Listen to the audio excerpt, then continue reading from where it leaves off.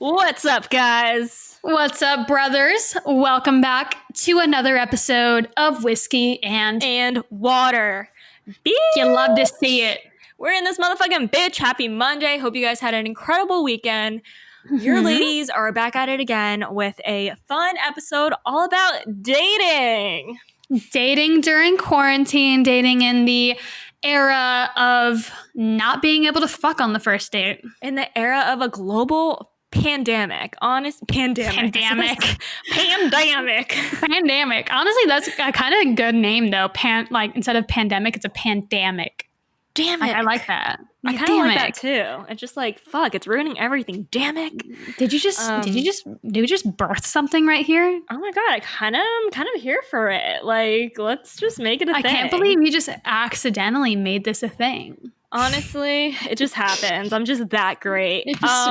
Pure genius. Anyways, so yeah, we have a great episode for you guys all about dating. And like I said in the episode, we've dabbled before in the dating conversations, but we have on Sara, who is a humor writer and copywriter, just a great writer all around. She's been featured in The New Yorker, which is totally a bragging right. And we found her through Twitter because her tweets have gone viral, and she has these amazing like little one-liners that are just fucking hits. They're great. Yeah, I don't know how, my brain doesn't work like that. How do you just like come up with things and like, I mean, they're great. Mine does like once in a blue moon, I'll be like that funny. I can't consistently be that funny. It's just not me.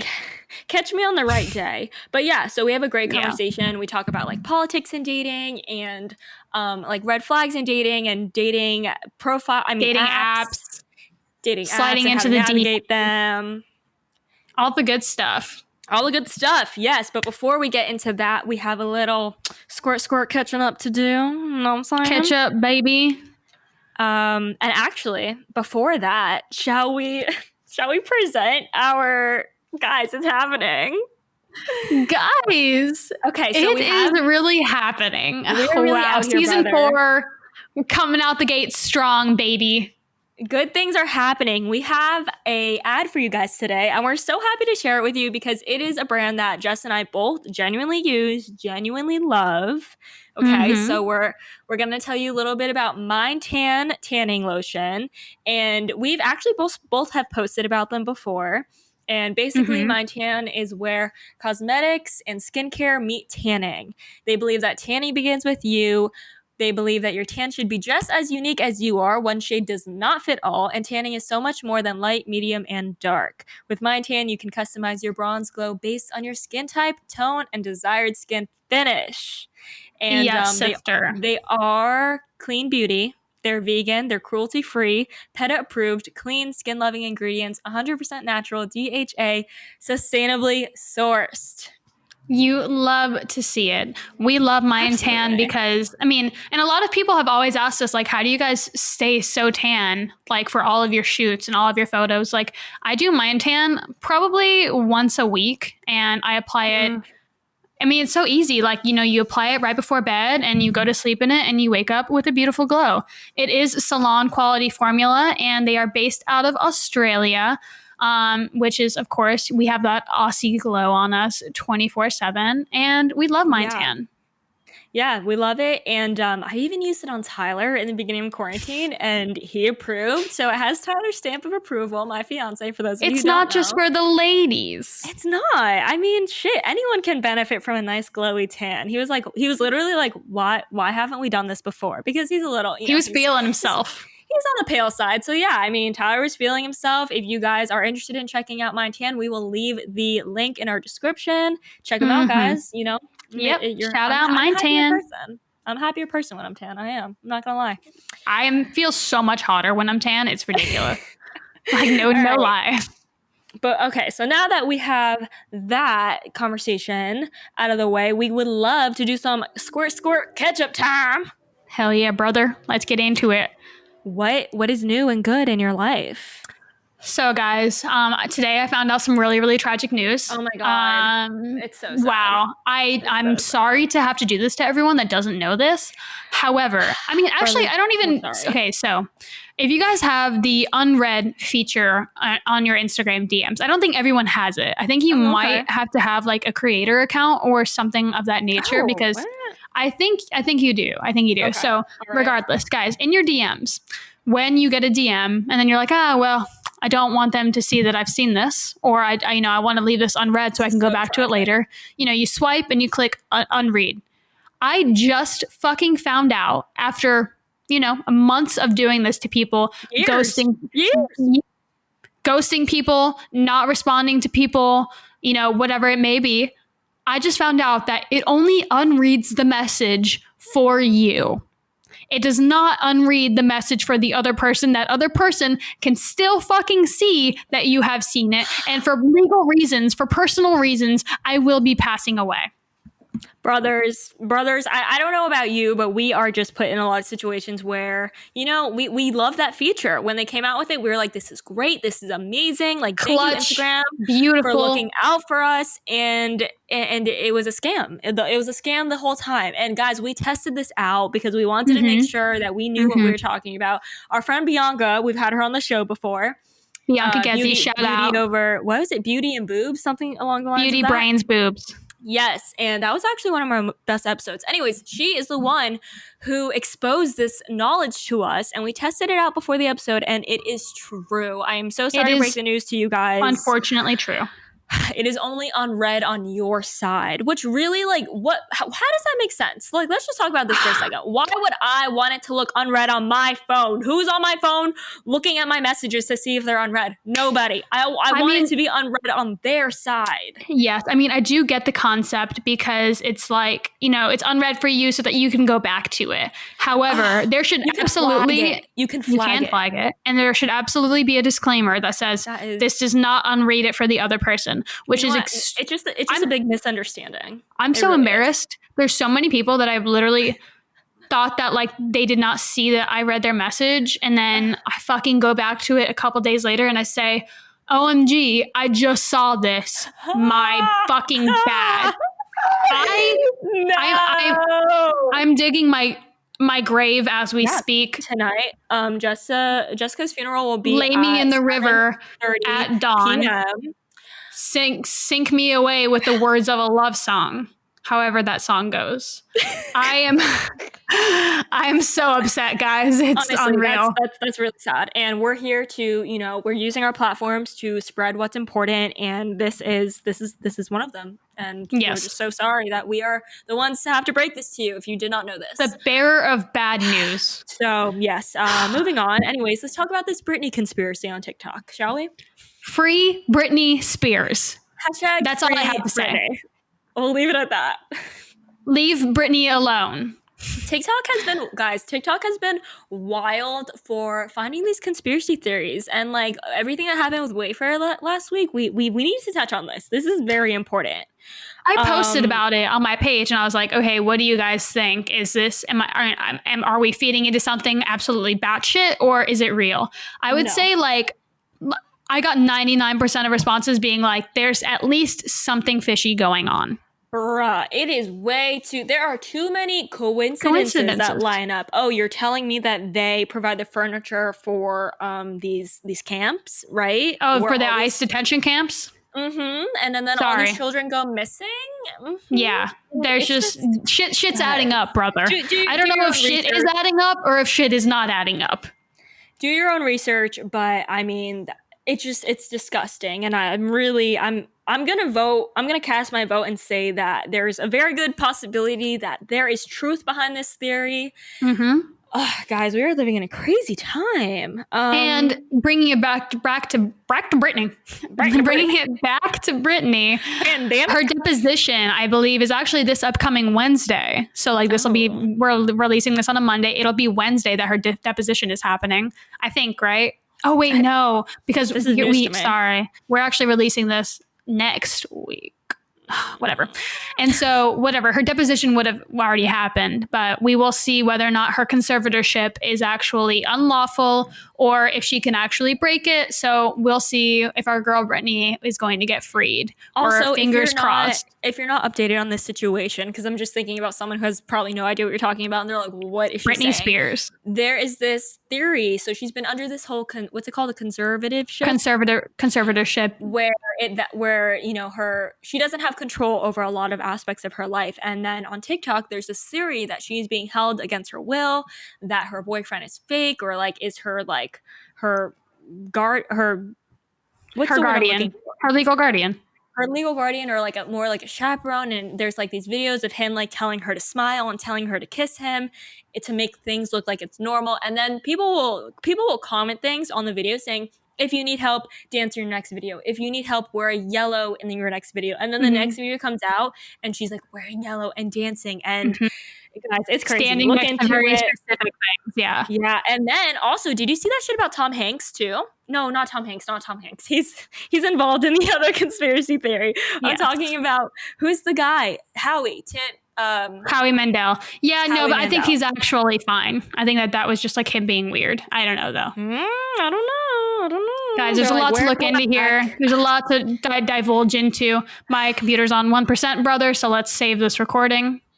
Okay, we are back. Jess has plugged in her computer and we're back at it. We are back at it again. Guys, I actually got a new mic this week. Not that I'm using it right now because I'm on my whatever. I got a new mic. The audio is going to be better from here on out. So yeah, guys, I'm investing for you. I'm spending my money to enhance your experience.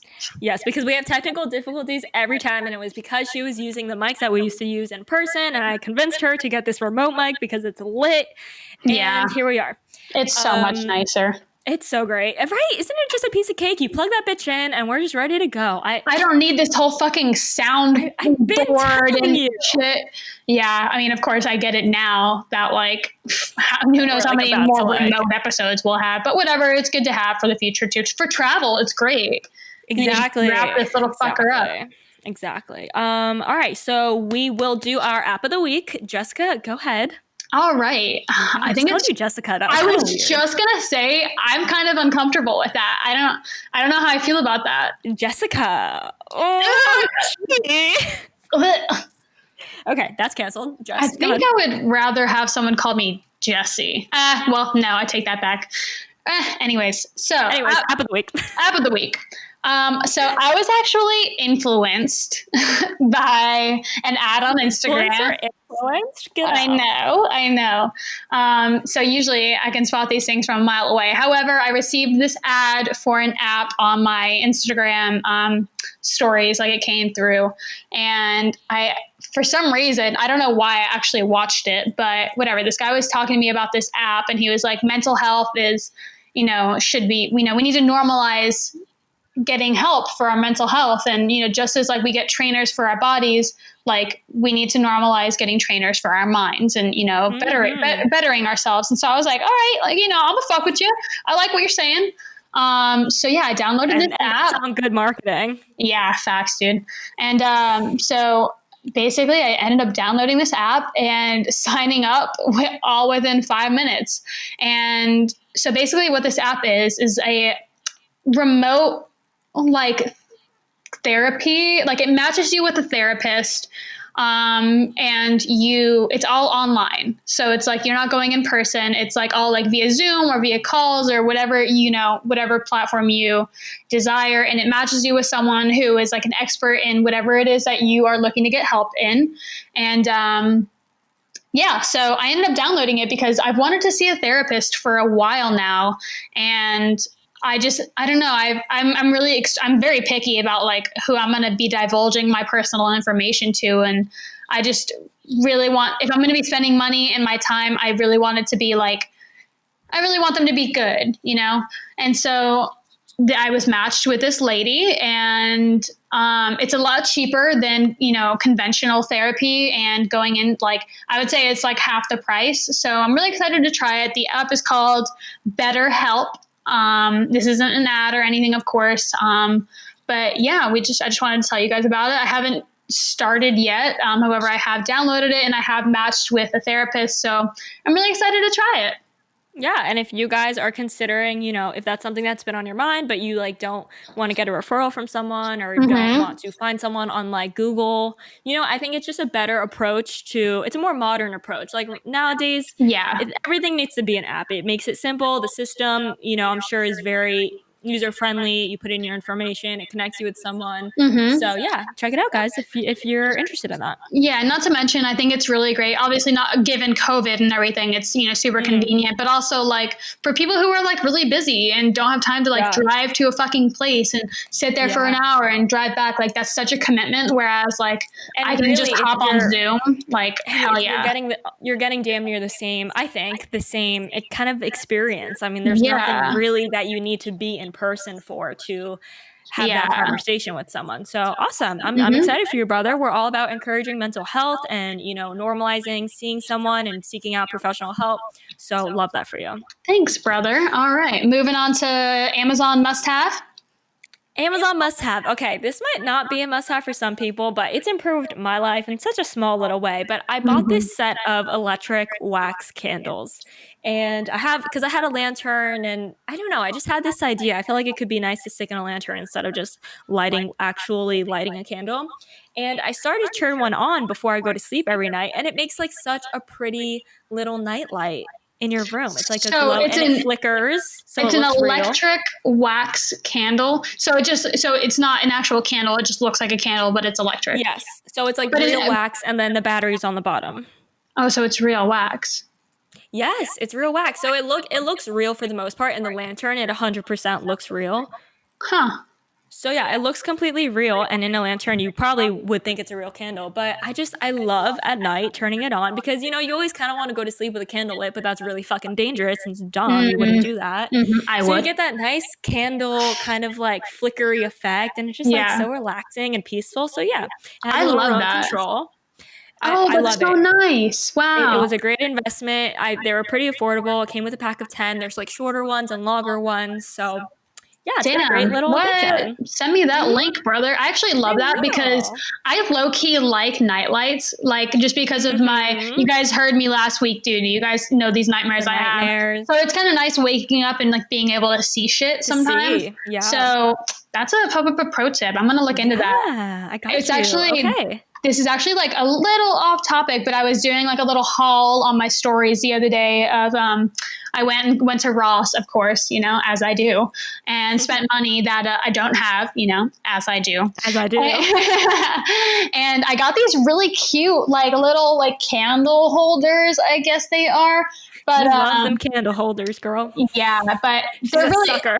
I am a sucker for the candle holders, brother. But they're so pretty, and I feel like they look really nice, like outside, regardless. They're like glass and pretty. I was posting about them. This girl, this candle business owner, reached out, slid into my That's me some DMs, and was candles? like, she was like, I have the perfect candles that would go in that. They're the perfect size. I would love to send them to you. Blah blah. Aw. I was like, I love that. what? I was just so pleasantly surprised. Because I was obviously not expecting that whatsoever. But I was like, that's And I'm so sure they're like nice. beautiful, handmade, Oh, like hand non-toxic. poured, like soy candles, like so Love that. nice. So those Yeah, are and well, go ahead.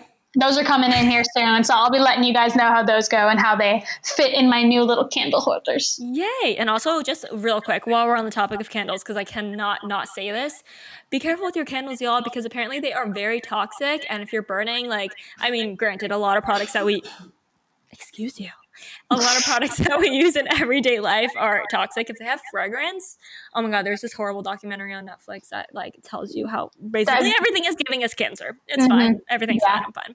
yeah, But yeah, look out for candles that have like toxic fragrances and stuff yeah. in them. If Just you can get them hand yeah. poured and soy Always go for made, the that's natural.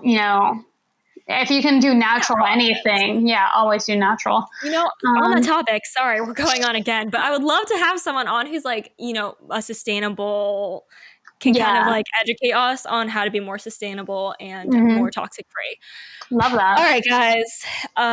We are going to go ahead and move on to our interview today with Sara. It's great. It's amazing. If you're listening and you're loving the episode so far, please support us and show us that you're supporting us. Please make sure you're subscribed on whatever platform you're listening on. And please share this on your story, like and comment our stuff on Instagram. Engage with us. We are loving the engagement with you guys. We're following you back. It's amazing to see. So yeah, just keep that up. All right. We love you, brothers. We appreciate you, and we hope you love the episode. Enjoy with Sara. Enjoy.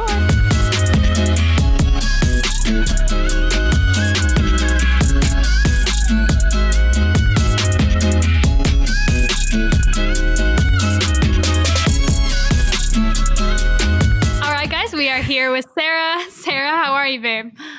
Hi. So great to be here. Thanks for coming on with us.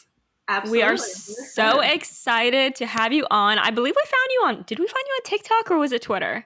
I don't recall which one it was.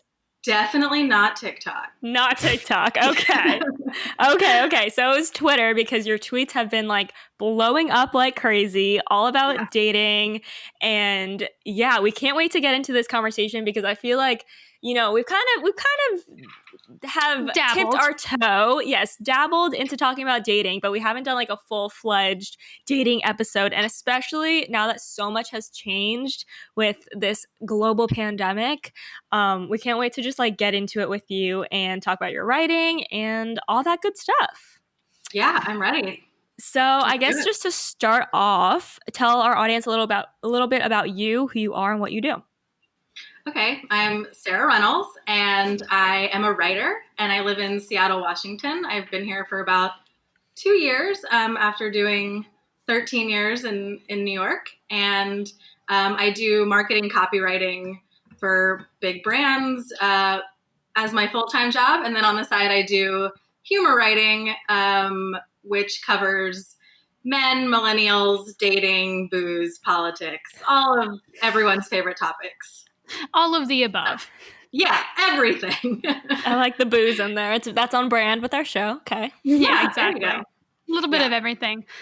So what have your experiences been like, you know, dating during quarantine? Like, what have fill us in because we're just as recently wifed up. I'm engaged. So we give us the scoop. Like, what's the current climate? How's it going? Yeah, I guess you guys are a little out of the loop if you. Yeah, a little. Fill us in. Yeah, I mean, I've been in I was going to say aggressive dater, but that sounds intense. But I date aggressively. I'm not an aggressive dater. I go on dates and I beat the shit out of them. And I beat the shit out of them. It's why I'm still single. When people ask, it's because I beat the shit out of them every time. Oh my God.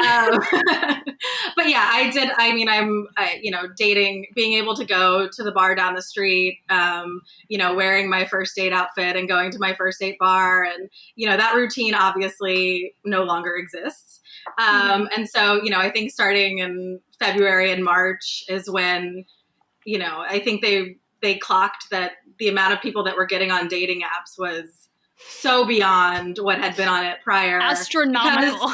Because what else are you doing, right? And, there was no pressure to meet up with anybody. I like that pressure personally. I like being able to be like, what are you doing right this second? Let's get a cocktail. Right. And I think that that's something that like threw me off personally a little bit because, it's not old school dating, online dating anymore where you write these long, this is all about me and getting to know. You guys aren't fucking pen pals, Exactly. Who has time for that? Mm-hmm. And the reality is now we do have time for that. Like, right. So it was different getting on those apps and like getting to know someone that way instead of just let's see how you do on a bar stool down the street kind of thing. Right. And it's funny because like if someone doesn't respond, you're like, the fuck are you doing? We're all at home quarantined. Like you have all the time in the world to respond. You're not busy, right. And it's like, it kind of, and I've just read a lot of things, on different social media and a lot of people have been like, this is literally forcing men to like make real connections rather than like just have one night stands and shit. Cause it's like, that's really not an option now. I love that they pin it on men. Like, oh yeah, it's everything also making women have forced to have connections also, instead of just the instant gratification of finding out if this is gonna be a thing. And which I used to think it could only be determined, in a dark bar over like 3 vodka gimlets. So Right. I say 3. I'm being modest. But same. Yeah. It's so go ahead. No, go. It's just been such a, like, the experience of just, I mean, there's nothing better also than, I guess, connecting with somebody, like sitting braless on your couch and potentially seeing if this has, the potential to meet when the time is right. But, the thing about apps in general is that it's always been a little bit of a game. And even if there was no potential to meet up then or now, it's like, thank you, next. And so that dynamic really didn't change, I feel like, in the last few months. It's like, if you're wasting my time, like, boy, bye. Boy, bye. Boy, bye. And I feel like it could go either way, depending on, like, maybe like what someone's love language is, but kind of just their personality. Like, they could either really love the turn that dating has taken. Like, they could love that they are getting to know someone before even having to see their face in person, or they could hate it. Like, it's there's no in between. Well, and it's also been fascinating too, and some of the other single friends I've talked to, the amount of, and it's usually men that are like, especially in March and April, who are like, hey, like, let's break quarantine and, like, see how it goes. And, it's like, no, absolutely. Like, I'm sorry, I don't care who you are. Well, that's not true. There might be like a man or two I'd break quarantine for, but like 99.9% of these men, like, aren't worth the risk. Yeah. Like, what are you willing to risk for some dick? That's the question. Not to mention, like, if they're like, let's break quarantine, how many other fucking girls are they messaging that to, Right. It's like shooting in the dark and hoping something sticks.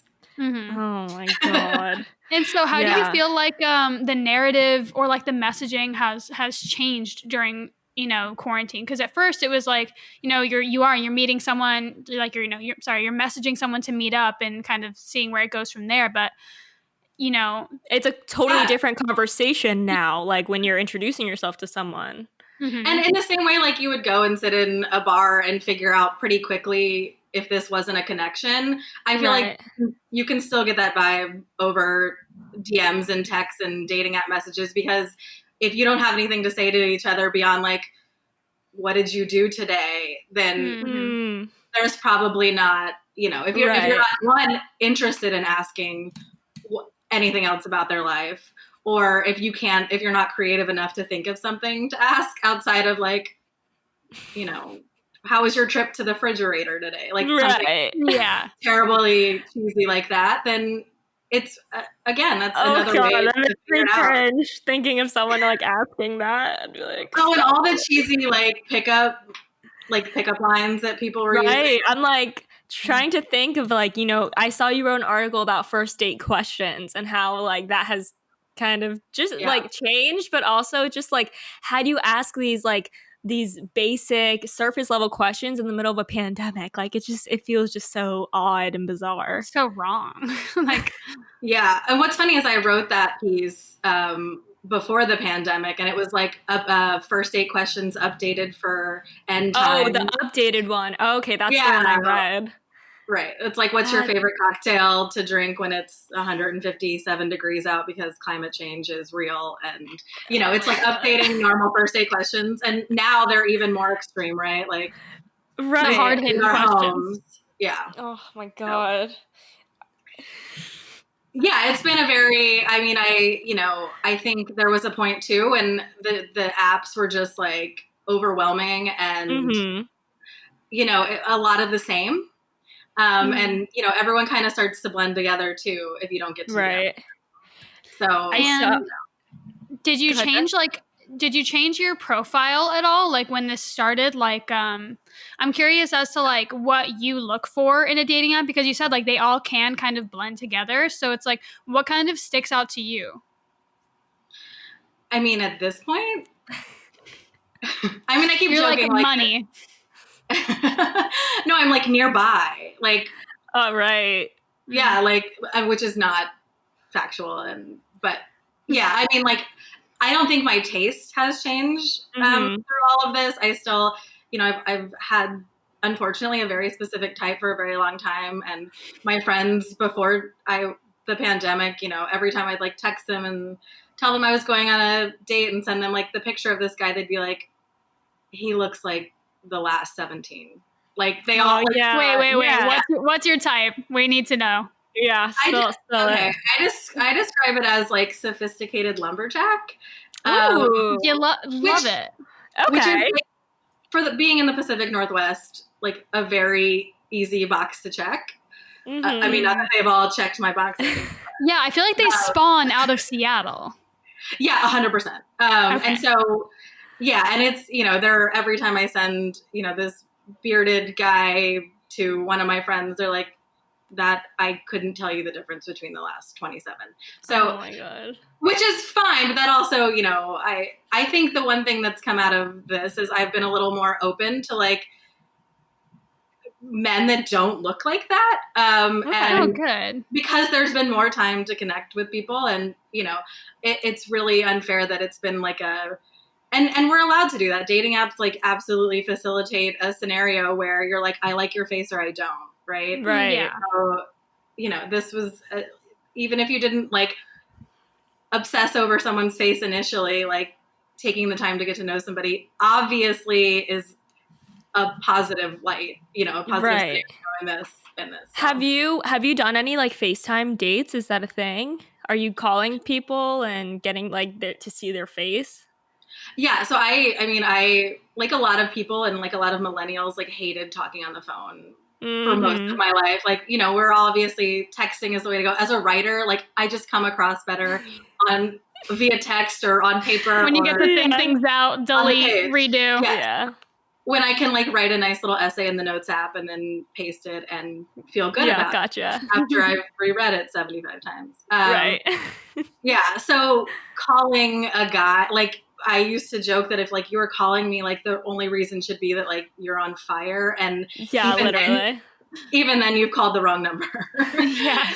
So yeah, that has not been something that I've ever been excited about or wanted to do or done before a date prior. I think there are some people who would do like screening phone calls or FaceTime calls before dates back in the pre-COVID days, but that was never, I think when you are on the apps enough, you have a fairly good judgment of like who's not going to be absolutely who they say they aren't. Right. I've watched enough episodes of Catfish to oh my God. feel like an expert there. But yeah, I think I think I briefly told you guys that like my DMs have been a little more flooded than usual during this pandemic because my tweets have been getting around and I can't. Love that for you. Yes. Did you say your tweets have been getting around and you can't?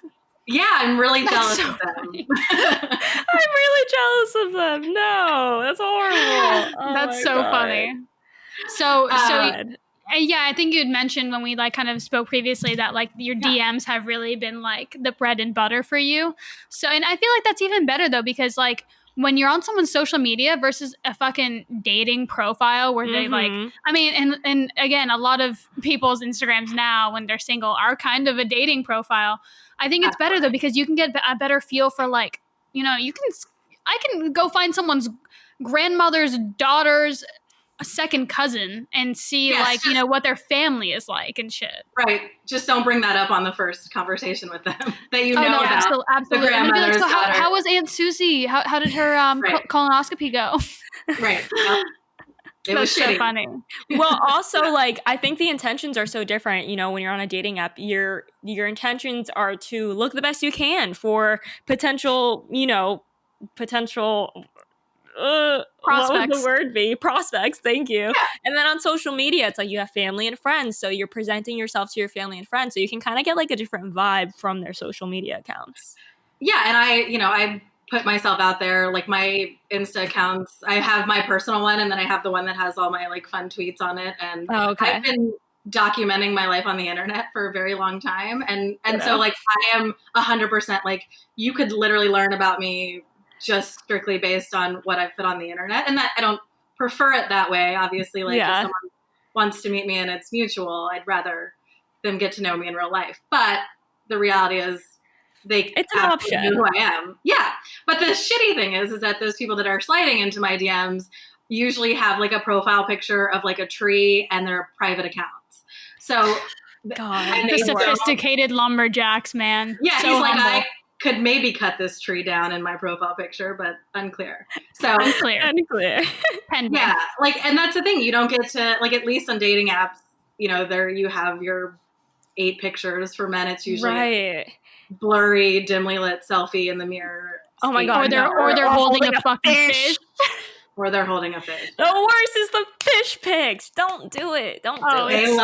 They love their fish pics. Like what about the fish? Like is gonna attract you? Maybe maybe it goes down back to like our primal days. Like I'm It does, like, capable. I caught this I for you. hunted this. I'm a provider. I will put food on the table. Oh like my maybe God. that's it. But like, Someone- what's if part of you're like a guy holding listening, a dead animal? yeah, right. And the women are just like, no, that's not it. Sir. They're like, sir, I get my I'm a fish at Whole vegan. Foods. I'm good. Yeah. Right.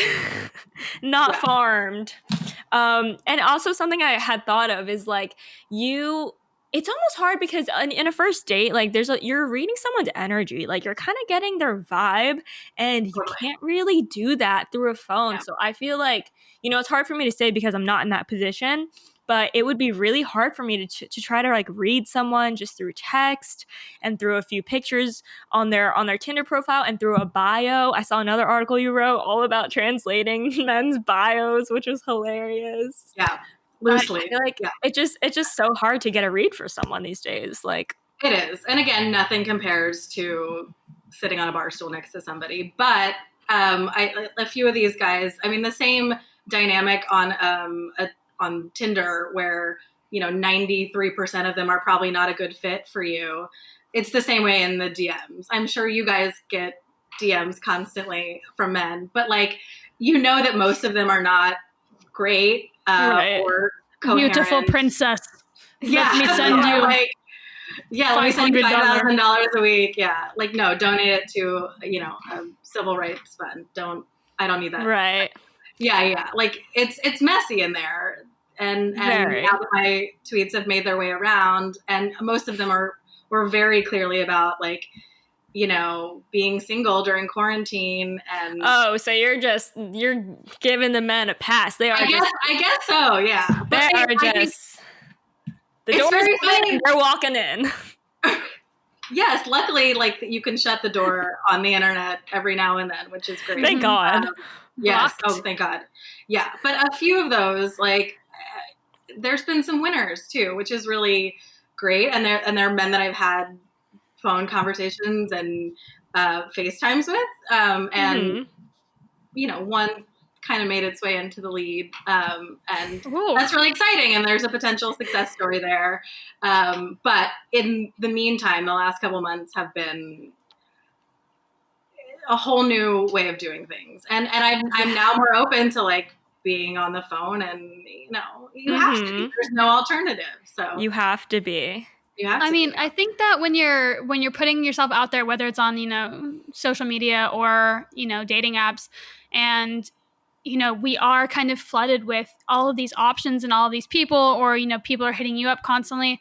I mean, like, I remember when, like, I was on the apps, like, I wasn't, like skirting around or beating the bush. Like, I want to talk to, like, To the interesting point. people. And I'm not like, hey, you want a relationship? I'm just asking, like, interesting questions to see if these people can provide interesting answers. I don't care about whether or not, like, what they want out of it, but I'm like, I don't want to talk to boring people, you know what I mean? So it's like, Right. I think that, if any of our listeners are kind of curious as to like how you navigate those conversations, just ask them super interesting questions and see how they respond. Like, that's how you're going to get a feel for them. You know what I mean? Totally. If they give you a boring ass fucking answer, thank you, next.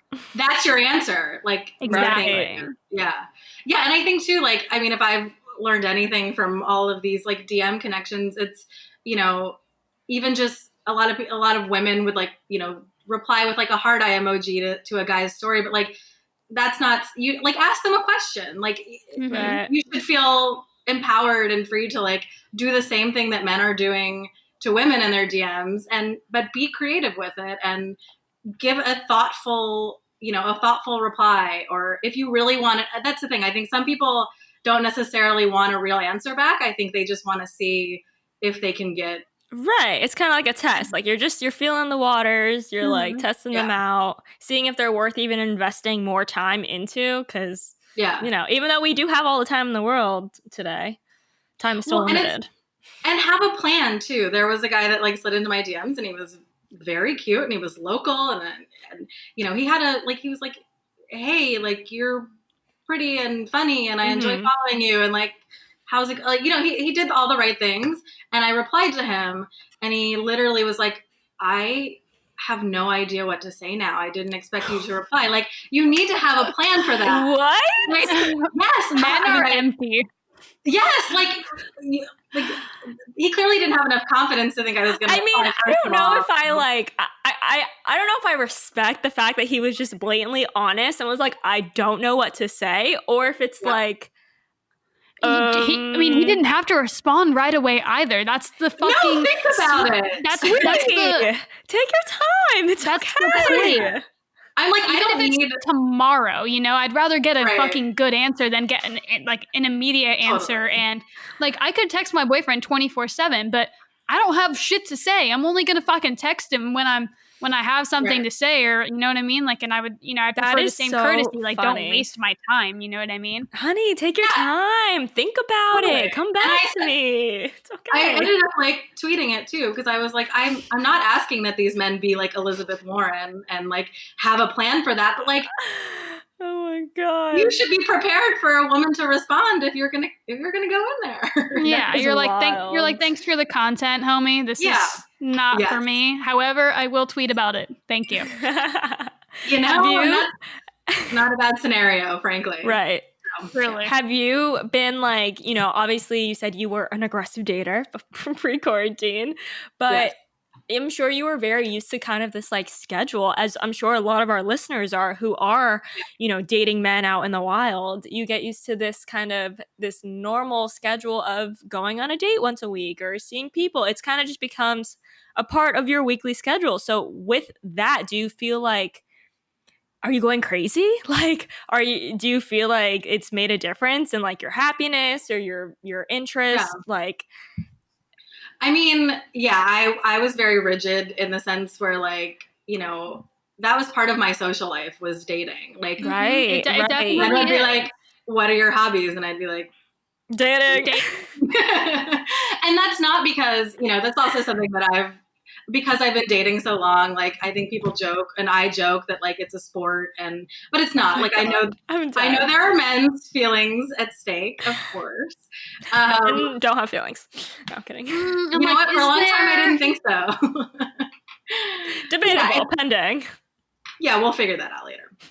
But yeah, I mean, there were times that I would like specifically schedule a date like on a Tuesday versus a first date like on a Saturday. Like if I thought it had more potential, like I would schedule maybe for the weekend because, I don't or like doing something at night versus like doing a lunch, like when you're trying to feel like I would never do a lunch. Oh, that's so funny. I mean, with some people, I definitely like, I would like, if they like tried to like be like, oh, like come out with like me and my friends, I'd be like, no, I don't want to like what, we're gonna get drunk and then what, like I'm not gonna go home with you. So I'd be like, okay, let's get lunch first. But then there were some people that I'd be like, all right, let's like just go have fun, what I mean? It depends on the vibe of the guy. Like it really does. Like, choosing a daytime date and a nighttime date are two different things. Personally, thinking about it, I don't know. I would prefer to meet someone for the first time at night just because the lighting's not as good and I would just feel more confident. Like, there's nothing better than like meeting someone in a dark bar. Yeah. I'm saying. No, I feel like I'm like, let's go to the beach. Let me fucking put on a little bikini. Okay, like, the beach is a different story. I feel like that's a third or fourth date. Like, oh really? No, that's like my. I do not want to go to lunch. I would not want to do a lunch as a first date. I don't want to be sitting across from someone, having them just stare at my face in broad daylight. While you're eating, yeah, when there's something no, on no, your no, no. face. Yes. Yeah. Cringe. Eating is for like second date and beyond. Like Agreed. eating on the first Agreed. date. So what's your vibe? Like, what is your like ideal first date? It's A bar. very, Yeah, a bar. I don't. She goes like, sitting next to someone, 3 vodka, whatever's deep. Well, I agree. We even did an episode on this. I believe it was cuffing season episode, and it's like I would rather get a feel for someone 40 minutes in a bar where I'm not eating before wasting an entire night and like Totally. you want to feel someone out first, I think, before going on a real but date. before being felt up, you want to feel them out first. But do you ever Yes, so do you ever find it awkward, like, okay, like let's say that you're at a bar and you're having a couple drinks with someone and then like they're like, oh well, like let's go meet up with some friends, whatever, or I see, what 'cause happens you're when you saying like it. like yeah, I feel like that kind of sets you up to either go home with someone or like or okay. you're just piecing out. So like how do you kind of maneuver that?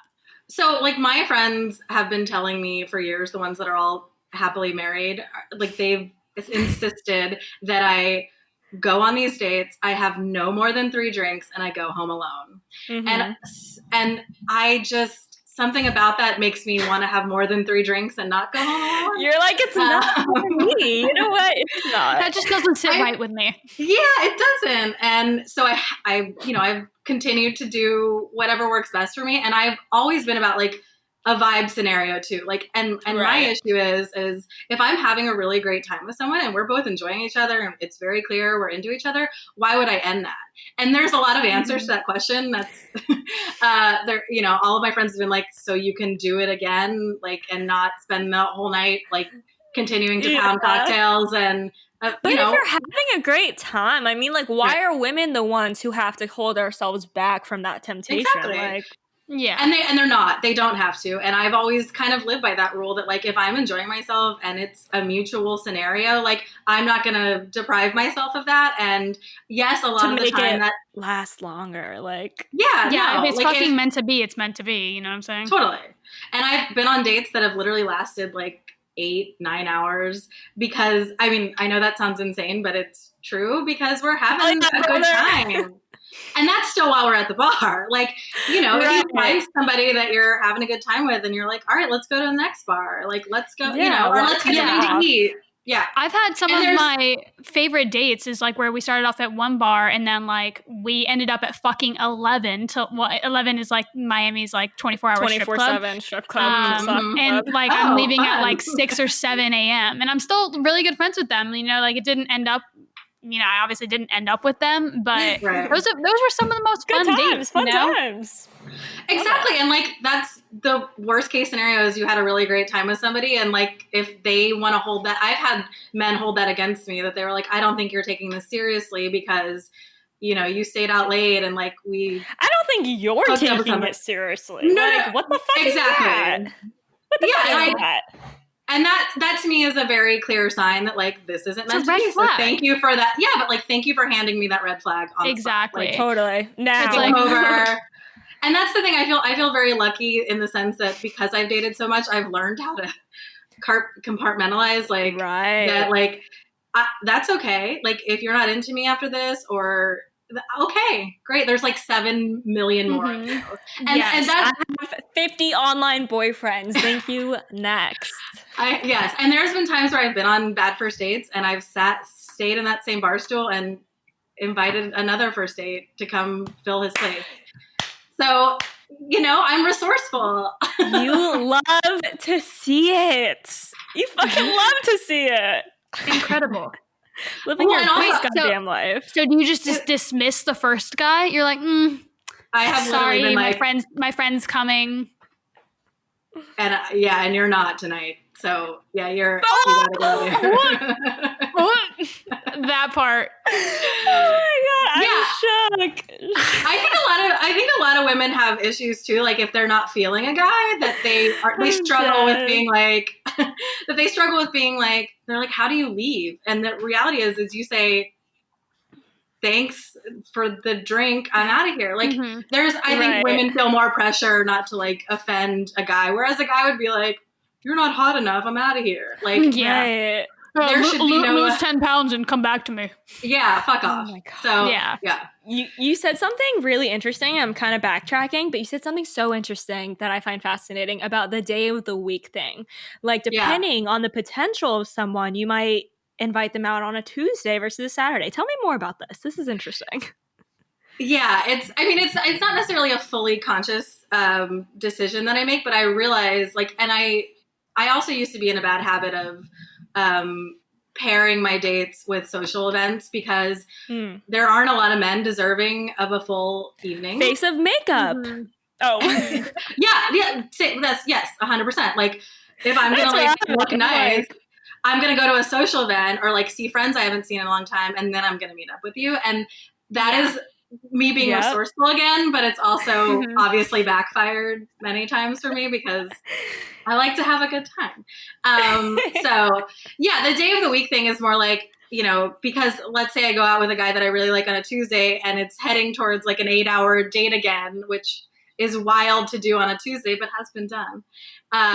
You know, after work, that I do have work the next day. And now, thank God, well, now we're not meeting men, but we're also not going into offices. So yeah, so it was more like if I thought like maybe it was subconsciously like somebody that had more potential was someone I would meet with during the week because it meant trying to wrap things up sooner and like potentially planning a second date versus like somebody I just found so attractive and like we were going to have a drink. And if things go well, we're having a great time and we're into each other, like I can sleep in on Saturday morning.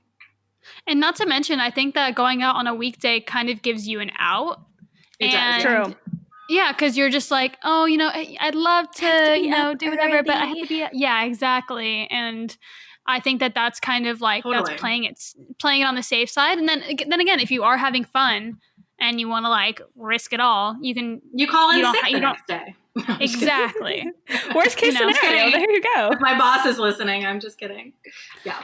For legal reasons, this is a joke. Yeah. Well, what's funny too is because I document my life so often, like I would usually document, like I used to do a thing where I would just take a picture of 2 cocktails on the bar. And it's like people knew I was like on a date. And so I never, even if I was like late to work the next morning, people would be like, we saw your Instagram story. We know what you were doing. Oh my God, that's the worst. You mentioned something about like obviously red flags are a huge thing for you and your dating expertise. What would you say are like a few of your absolute red flags? Like goodbye, thank you, next. I mean, I think the most obvious one is when you meet up with somebody and they are absolutely interested in nothing you have to say or just ready to talk about themselves, right? God. Like that's, you know, I feel like those people aren't actively trying to like get to know somebody and make a connection. And, you know, at this point, I absolutely would. Who doesn't like talking about themselves? Well, I guess there's a few people who don't, but I could talk about myself for hours. That's why I'm here.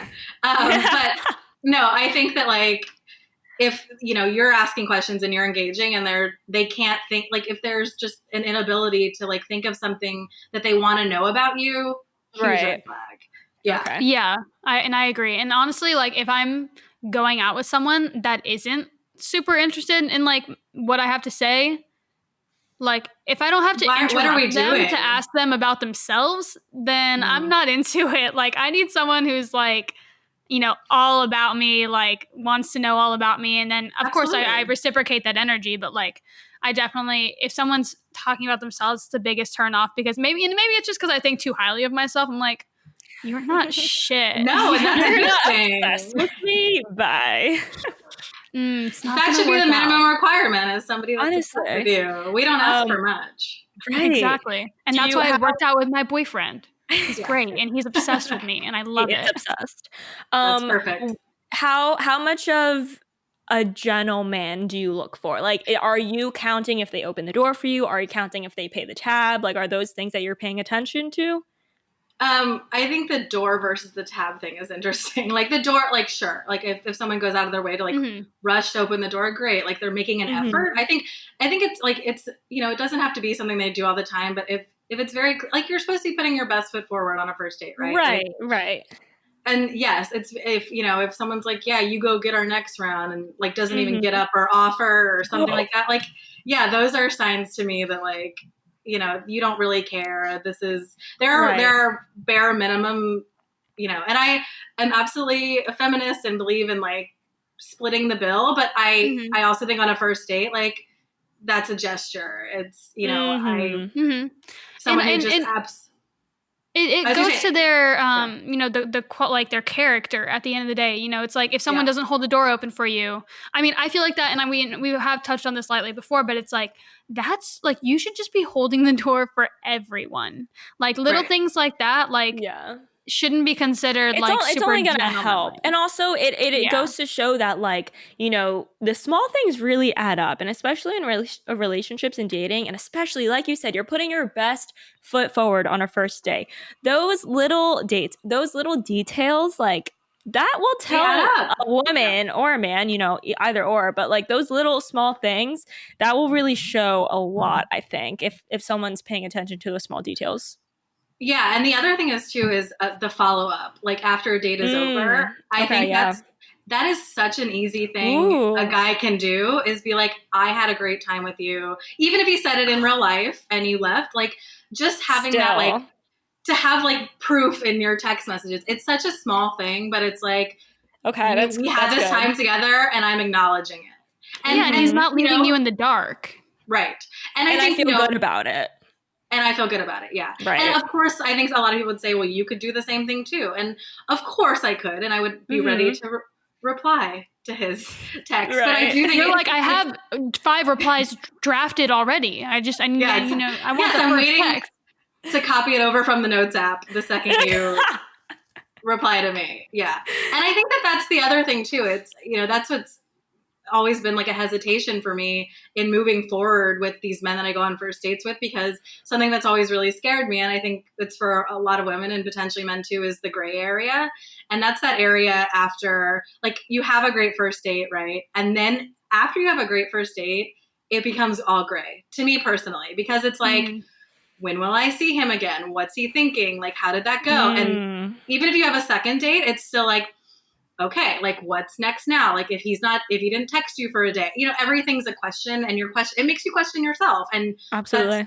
not how anyone should be feeling. And it's a shitty way to feel to like, and that's not to say I absolutely have no problem after a second date being like, that was so fun. Like, let's do that again. It Mm-hmm. goes both ways, but I think women are more likely to analyze the silence at any point. Yeah. And Totally. guys aren't. And that gray area is a point where it's like between a first, like I used to joke that I'd love to go from like a first date to like marriage, because that in between is so Gives me so much questionable. anxiety. Jess is like PTSD. Oh my god. And I think that I mean, one, there's 2 things. It's like one, it's words of affirmation, which is absolutely one of Yeah. my love languages, and Mm-hmm. it's because I do get Same. anxiety like that. Bro, I get fucking anxiety if my boyfriend doesn't text me for a couple hours. I'm like, does he still love me? Like, I'm like, I see those memes of someone on their wedding day, and it's like, do you still like me? And I'm Yeah, like, that's right. literally me. And it's because I Yeah. love words of affirmation. But I also think that it shows, like, if a guy texts you first after a date, I think it shows that he fucking means business. He's not a Yes. fuckboy. He's Right. not out here to, Yes. and he's not into games, because I think a lot of guys like refrain from like texting a girl because they're like playing hard to get and shit. Gotta And I'm wait like, 3 days. No. I don't fuck with that What shit at is all. that? We're not 16 anymore. Like let's No, there are no move day on. rules. There are no rules. Maturity is so attractive, and like showing that you Yes. want something and that you're willing to go chase it is truly Mm-hmm. like there's nothing sexier than that. And I feel like, which PSA to men, like Honestly. there is a shift, when you're growing older, and the whole playing hard to get Hard to thing get. is It's not a not thing. fucking cute. It's not It's It's not not. a cute. thing. No. Leave that shit. And it It's doesn't fine. work. It doesn't work. It just makes it messy. No. Like you're either about that action or you're not. If you're not, don't waste someone's time. Yeah, Yes.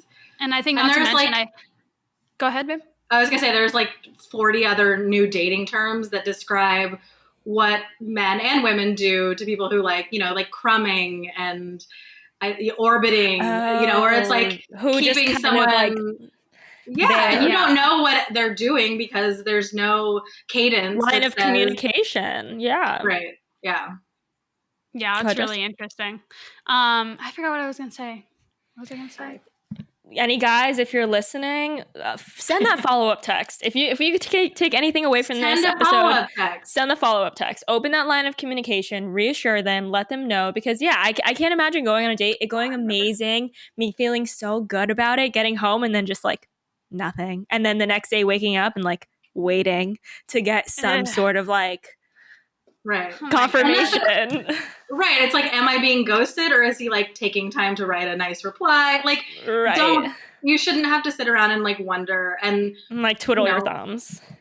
Right. And the reality is too, you're more likely, like, you're gonna lose that girl. She's gonna go on she has 100 guys if waiting. You're into her, tell her you're into her. This whole bottom line done. Period. Yep. So you mentioned that, there's someone right now kind of taking the lead amongst the other men, yes, begging in your DMs right now. So what was it that, how did that start? Was it DM? Was it dating app? And what about him kind of made him progress to the forefront? Yeah. Yeah. So if you're comfortable talking about it, by the way. Yeah, I'll vaguely cover it. Yeah, no, he was somebody who had been following me on Twitter for a while. He had been he read a bunch of my McSweeney's and New Yorker pieces, and liked what I had to say. He was a fan. Love that. He was a fan. I didn't want to say that, but he was a fan. He's a fan. Love to see it. Yeah, and he slid into my DMs on Instagram back in like January, I think, and so. That was the first time I got to see like his Instagram, and like I was like, oh shit, this guy who's been following me for a while is hot and has potential. Let's go. Yeah, and very cultured and thoughtful and sweet, and he seemed really great. You had me at cultured. Right? Bare minimum. Yeah. Yeah, exactly. Yeah, and he lives in New York, so I think that was something too where the pandemic also made me absolutely open to. I mean, a lot of my tweets are joking about how like I'm only looking for somebody who I can like who can come over immediately as soon as it's possible. But I kind of like after spending as many years as I did in New York, it was kind of like this is interesting that I've taken an interest in somebody who lives 3,000 miles away. You're like across the nation.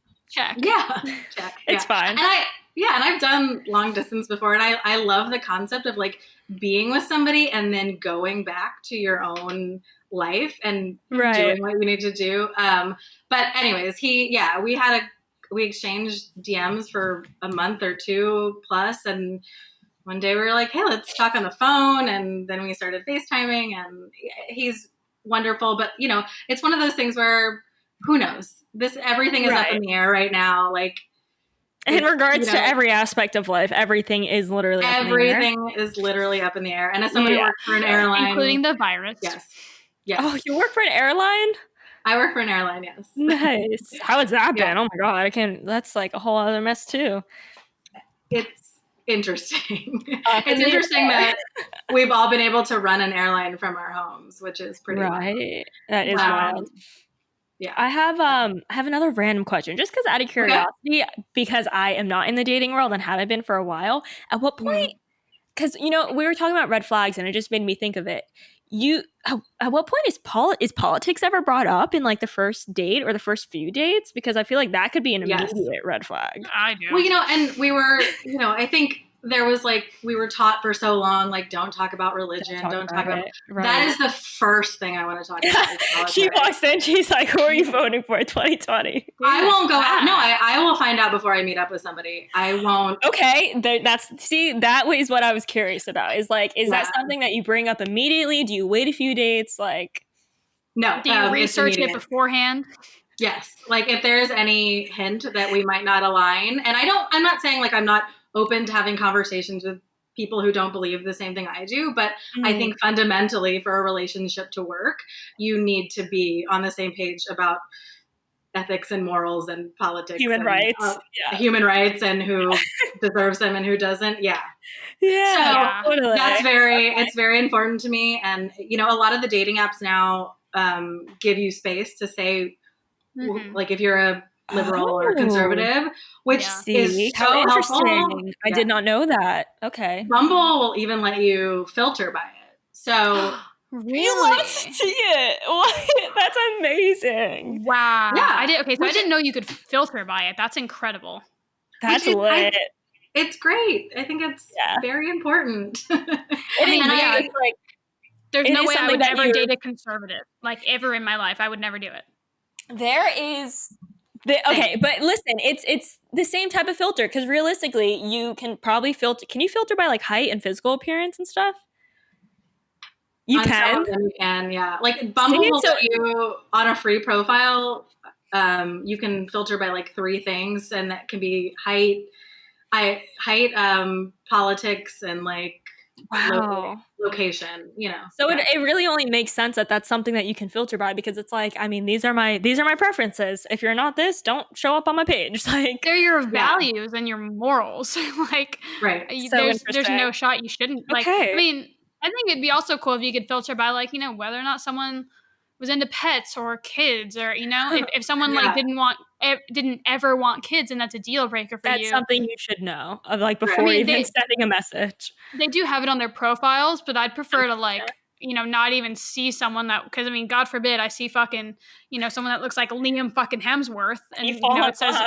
it says no kids, and I'm like, And then he voted for Trump, and you're like, oh no, And then you're yeah, like, fuck. you're like, not gonna well, I mean, happen, for me, bro. that's like an instant like unattraction. I'm like, Yeah, you're a racist. Oh, My right. damn vagina it. has suddenly dried up like the Sahara. I Yep, mean, it's right a there with you. complete deal breaker. Oh my god. Okay, well, thank you because that was insightful. Because I'm over here wondering, like, do people avoid it? Like, because like you said, we do grow up and it's like, don't talk about this, don't talk about this, like, don't bring It's it all up. I want to talk So about, and taboo. especially Exactly. even when I meet up with men who are obviously liberal, also like we're still talking about politics. Like I don't even especially in the last like 5 years. How can you not? Like that is Right. part of How could you not? dialogue. And I Absolutely. and I feel like there's plenty of men who would find that very unattractive or unappealing, and That's that's a good way fine. to You're find not for out me. too that yeah, exactly. You're like, Like peace All out, good. Girl Scout. All yeah, good. But even you make a great point.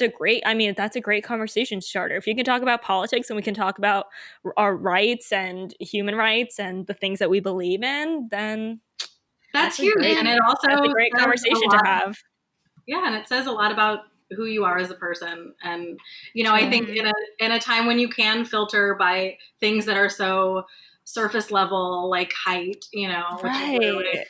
a surface level, that like it's you want to connect with somebody who at the very least like believes what you believe, or is Mhm. open to having dialogue about it and can talk Right. articulately about it more than anything. I've Mhm. been out with going dating in New York was very everybody's clued in to what's happening around the world, and dating in Right. Seattle is a little bit of a different scenario. Of course, there's many men that are cultured and smart, but there were also plenty who, when I was physically going on dates, who were just like, oh, I stay out of it, or I don't watch the news. And, we know that's a privilege to not be able to tune into the news Absolutely. and I was just gonna ignore say what's that. happening. And that's unacceptable. And those are things that you can't necessarily know when you're filtering through a dating app looking for, Right. somebody that has, just because he has liberal in his profile doesn't mean he can talk about what's happening around the world. And Mhm. And again, those are things you might not know till you have a further yeah. conversation. Yeah. Granted, it's everyone's preference, but like if you're, if you're someone who values that, then you're someone who values that. And if someone can't provide that, then okay, thank you. Next, you're the right fit for someone else, but not for me. Like that's just what it Yeah. comes down to. I And I think think that it's like you also, bring. Oh, go ahead. I mean, I was just gonna say, I think it's also important that, like, I mean, I like to have these conversations on the first date because I am so opinionated and kind of like, Passionate. I passionate, and I can, I know that I can be a lot. And if someone can't handle Right. me talking about politics or, human rights or whatever it kind of boils down to, I mean, then you are absolutely just not for Don't waste me. our time. Yeah. Yeah, Yeah. exactly. Yeah, and I think it comes down to too that like you're supposed to be putting your best foot forward, and you want to impress who you're on a date with, but like you also, it's a fine balance between also being authentically yourself too. And Absolutely. this is who I am. And if you're not into it, great. Like, I'm so glad we figured this out Yeah. right after that. Yeah. Yeah. Take it or leave it. And I think that's really important to stress, especially just for like all of our female listeners. It's like, guys, do not water yourself down to become more likable, because you're just going to like, It's gonna backfire. It's going to backfire, and it's going to take you longer, and it's going to be harder. Like, be Yeah.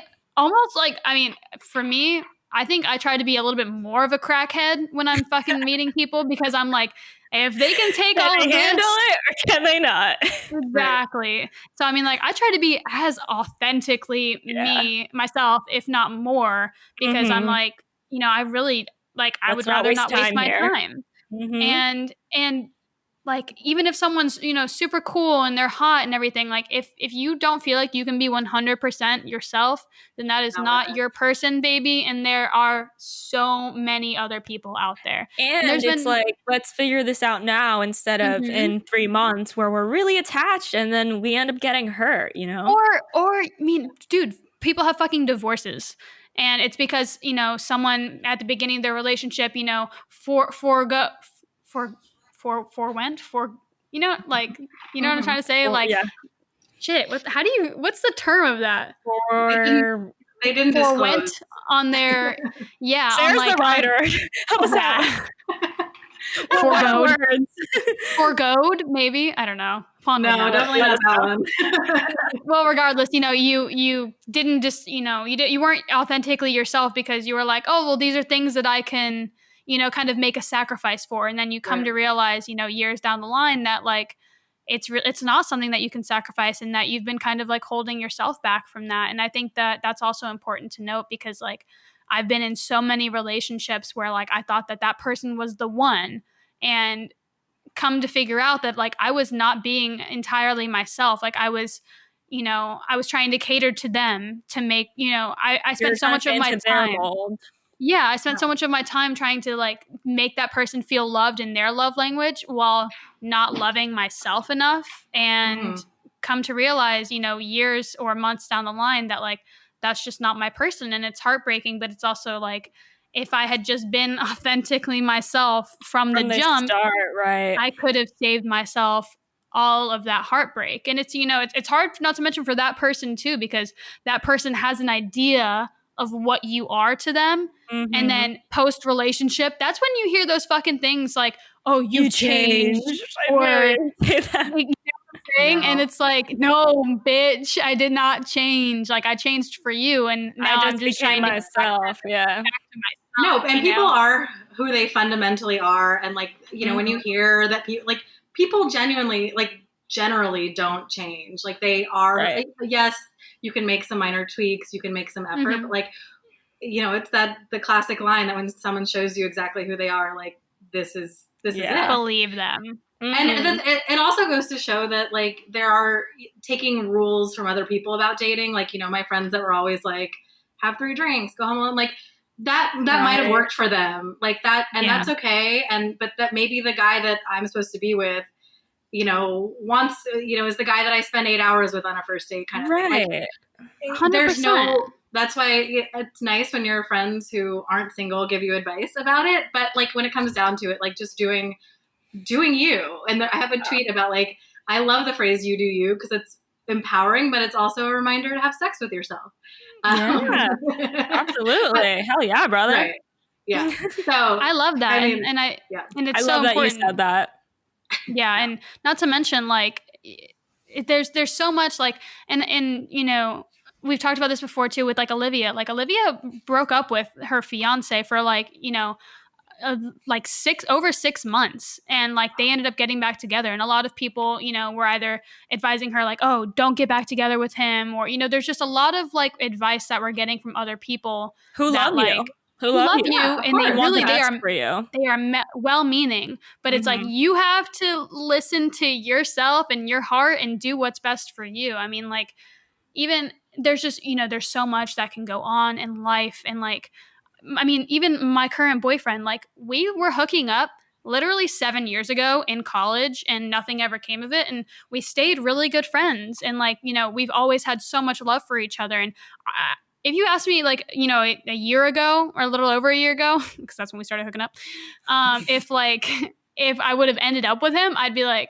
no, there's no way. He lives in Tampa. Like, this is just not. And he's literally about to start going to med school. I was like, that's not in the stars for me yet.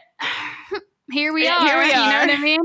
And so it's like, you really just have to follow your heart and trust in the universe and what's being aligned for you.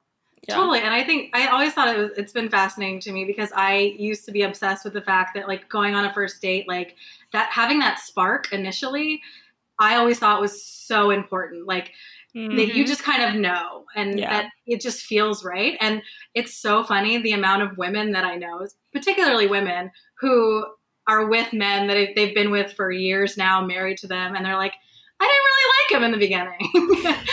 Really?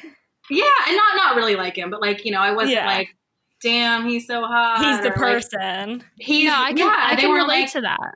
Yeah. And I think that to me is a reminder that, if you are enjoying the company of somebody, or like things are feeling right, but there's like maybe not necessarily a red flag, but just like, I mean, I've dated men who I wasn't initially like wanted to jump their bones immediately, but everything else was so right. Like they would talk for hours and they were fun, and but like there wasn't necessarily like a sexual attraction, but like that's important, but it doesn't, there's, that sometimes that comes later, pun intended. It can be cultivated. Yeah.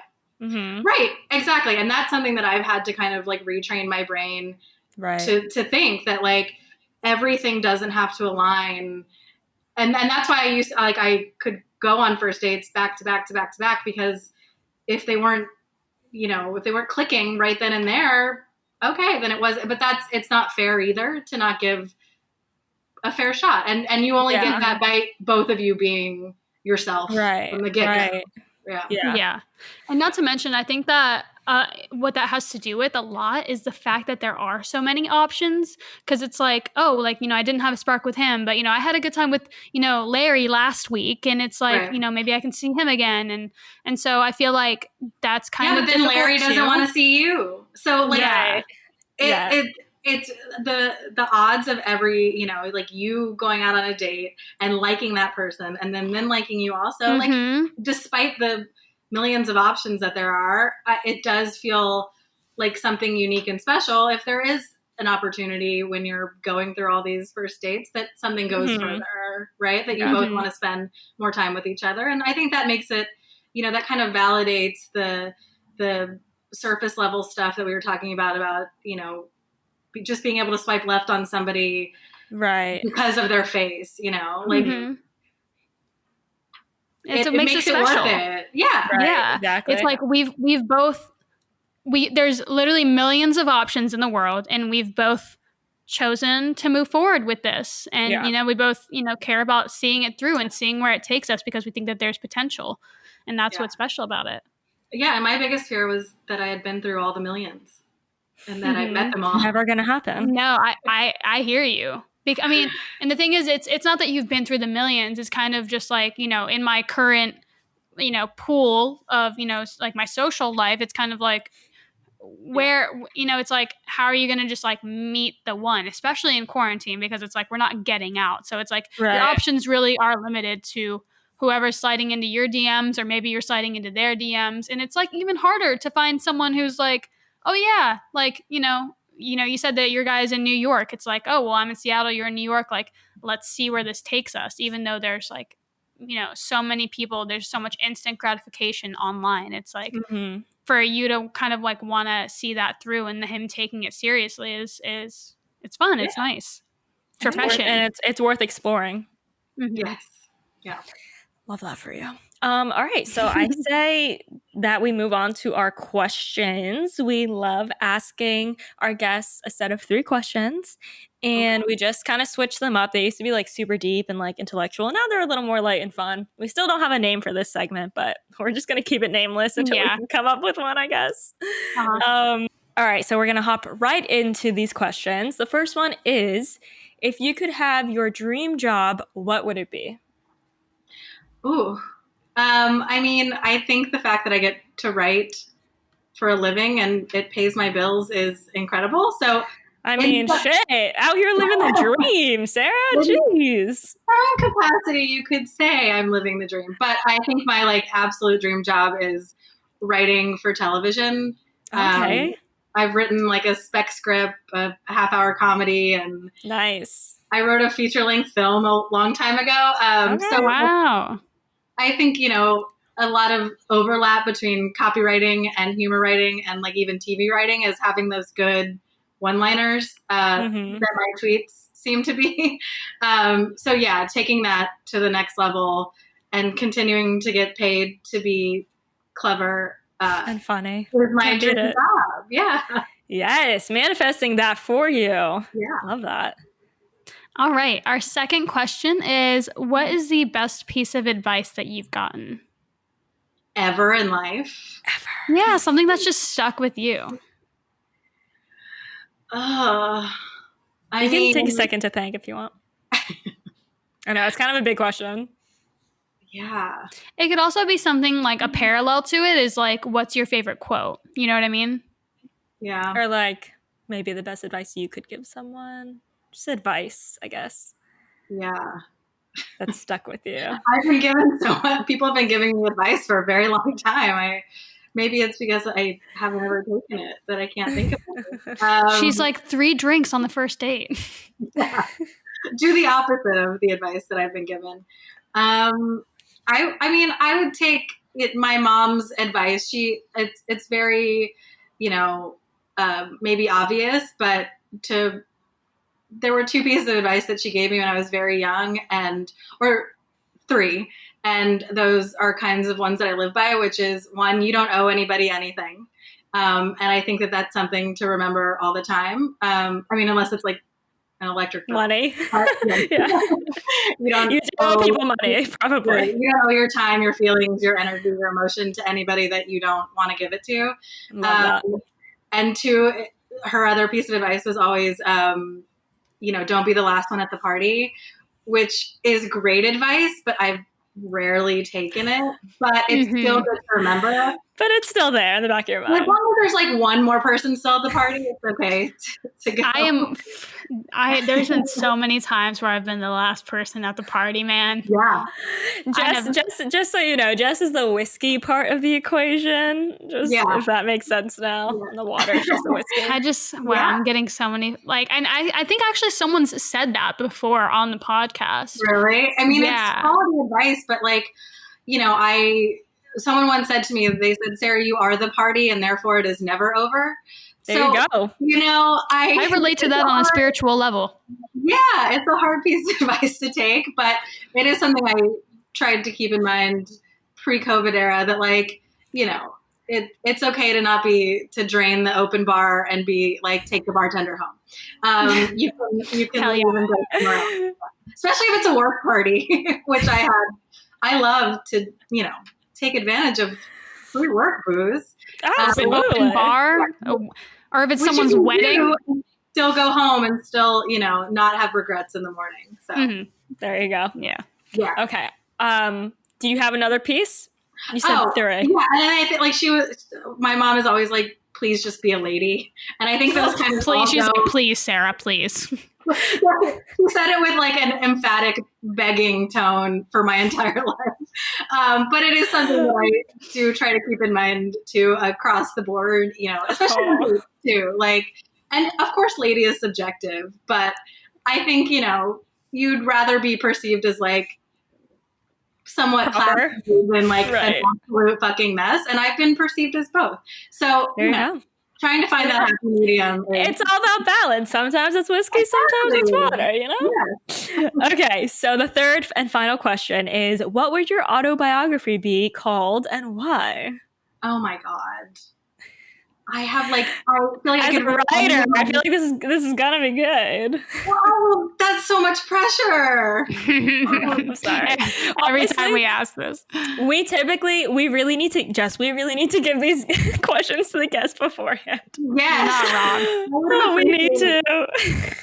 Can I just read all of my tweets to you? Honestly. You're not wrong. I feel like I screenshotted ones that I loved. Yeah, can you read those? Because I think some of those are probably viable for my... Okay, I'm just going to pull up something that I found this morning that I was like, okay, she's funny as fuck. I'm down. Okay, I'm gonna do the same. this is the autobiography of Sarah's. This is the title of her autobiography. I love it. My ideal summer body is my current body plus a man on top of me. Alternate title. I like my men like I like my seltzer. Hard and available at Target. Boom! There you go. We wrote it for you. Options. There's also one that I tweeted that's like, she said aloud to no one, a memoir.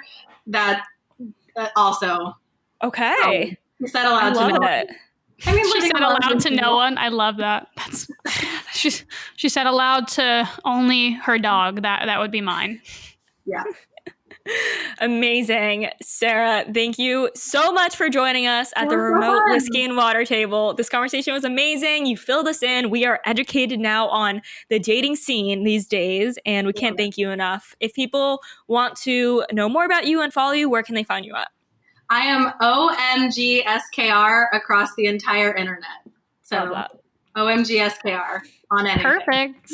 Yeah. All right, guys, if you enjoyed this episode, please share, tag Sarah, let her know how much you loved her fucking pro tips.